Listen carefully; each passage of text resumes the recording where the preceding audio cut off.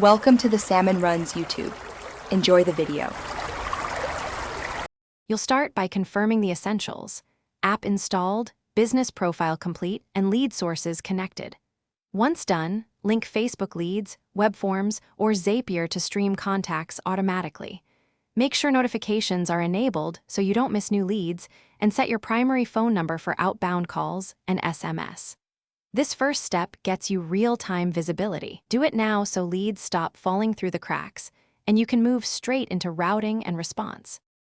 Now you'll design the middle, routing and automated responses. Assign leads to teams or reps and set a clear SLA, for example 15 minutes to first contact. This ensures accountability.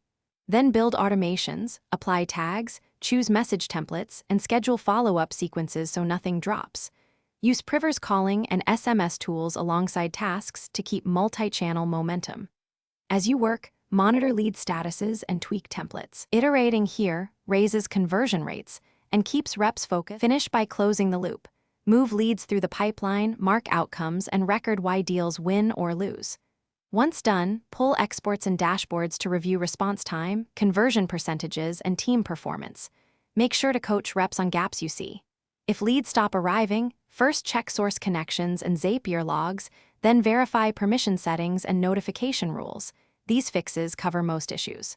Finally, iterate your templates and SLAs to steadily improve lead-to-client. Thanks for watching. Consider subscribing if we helped you.